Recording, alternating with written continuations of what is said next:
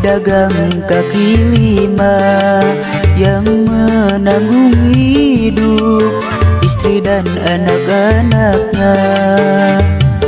Berpenghasilan tak seberapa, tapi ternyata bisa naik haji, memenuhi panggilan ilahi.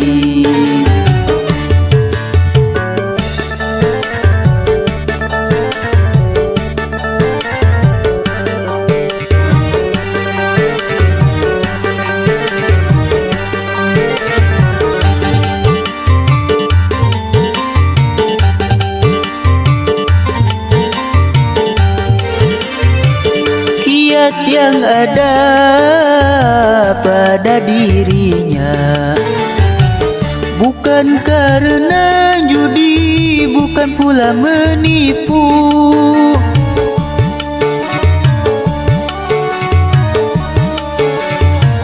Kiat yang ada pada dirinya bukan karena judi, bukan pula menipu, tapi karena ulet dan rajin menabung. Pedagang kaki lima bermodalkan ketekunan, ulet dalam usaha, tak lupa ibadah, bekerja dan berdoa demi cita-cita. Sungguh mulia pedagang kaki lima yang menanggung hidup istri dan anak-anaknya. Berpenghasilan tak seberapa, tapi ternyata bisa naik haji, memenuhi panggilan ilahi.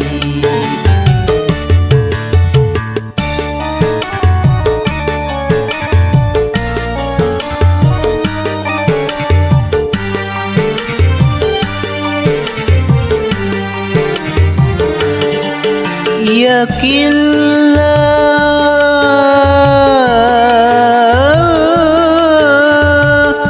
kuasa Allah mengangkat derajat siapa saja yang beriman dan bertakwa.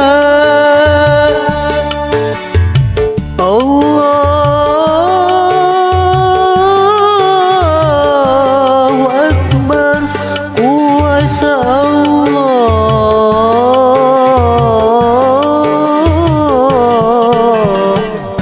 mengangkat derajat siapa saja yang dikehendakinya. Mohonlah kepadanya, insya Allah terkabul.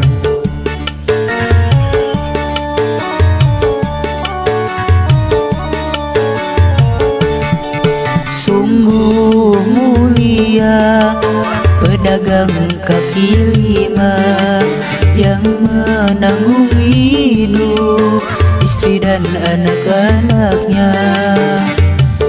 Berpenghasilan tak seberapa, tapi ternyata bisa naik haji, memenuhi panggilan ilahi.